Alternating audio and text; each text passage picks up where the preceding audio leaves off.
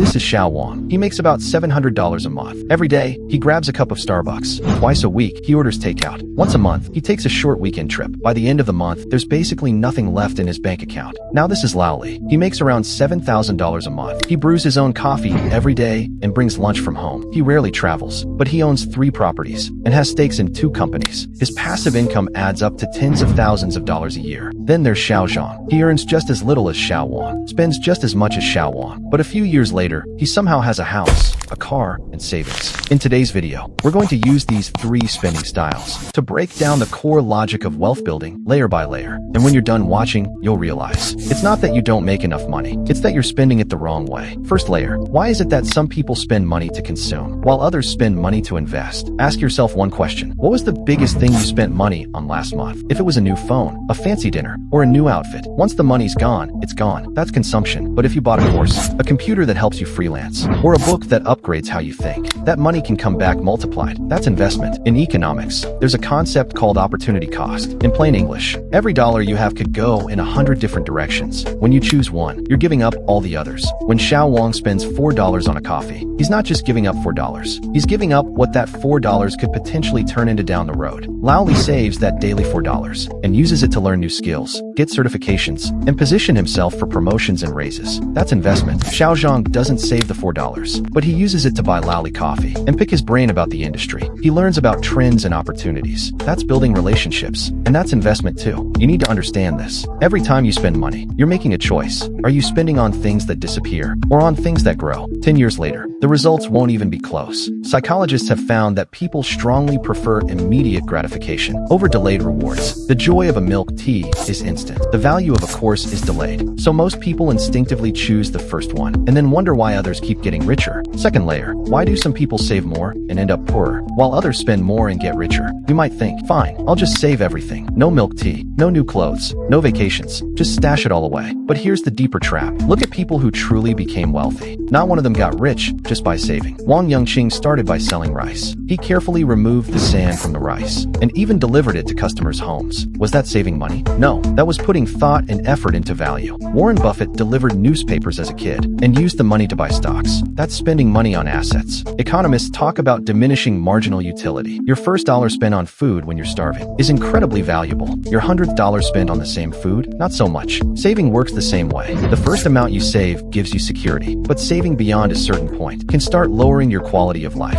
shrinking your social circle, and causing you to miss opportunities. You can't name a single person who got rich just by cutting coupons. Money isn't saved into wealth. It's spent into wealth, but only when it's spent in the right place. So what does the right place mean? Ask yourself 3 questions. First, after I spend this money, can it come back? Buy clothes. They're just worn. Buy a book. You've read it. Buy a skill. You own it. And only what you own in skill can help you earn the next dollar. Second, after I spend this money, is the valuable thing still there? A meal disappears once you finish it. A computer that helps you freelance stays. Many wealthy people look like they spend like crazy, but what they're buying, real estate, equity, knowledge, networks, still exists and often appreciates. Third, after I spend this money, would someone else be willing to pay me because of it? If you learn a skill, an employer will pay you for it. If you treat a friend to dinner and build a real relationship, they might refer you to clients. If you invest in yourself, the market may value you higher. That's spending that converts into income. For Xiao Wang, the answer to all 3 questions is no. For Lao Li and Xiao Zhang, the answer is yes. Third layer, why do some people spend money to look rich while others spend money to become rich? Ask yourself another question. The most expensive thing you've ever bought, did you really need it? Or did you buy it because everyone else had one? Behavioral economists ran an experiment. They gave 2 groups the same budget to buy headphones. One group only saw price tags. The other group saw price tags plus a bestseller ranking. The second group spent 30% more on average and reported lower satisfaction. Why? Because they were buying what others approved of, not what they personally needed. This is called social comparison. People naturally use consumption to signal their place in society. When you buy luxury goods, you're not just buying leather. You're buying a label that says, I can afford this. The problem? You'll never catch up. You buy a $1,500 bag. Someone else buys a $15,000 one. You buy a $10,000 watch. Someone else buys a $100,000 one. In this game, the winners are always the sellers, not the buyers. So what are the truly wealthy buying? They're buying productive assets, things that help them make more money. Xiao Wang buys limited edition sneakers to show people. Lao Li buys industry reports reports. To use for himself, Xiao Wang buys the newest phone. To scroll social media,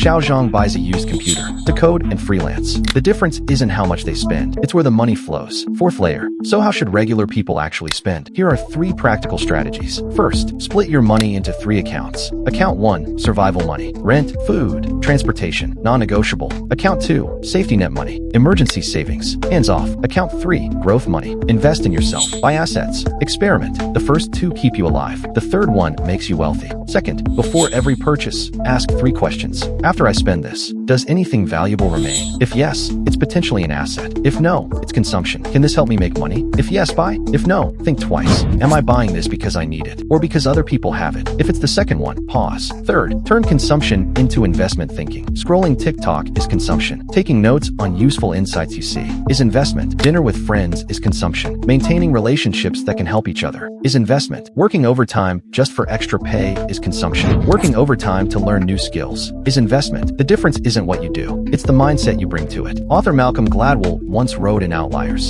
success isn't random, it's the result of accumulated advantages. Every dollar you spend is a vote for the life you want. Vote for instant gratification, and you stay stuck in the present. Vote for future growth, and you pave the road to freedom. That's it for today. I'm Atom. Next time, we'll talk about how to take advantage of information gaps.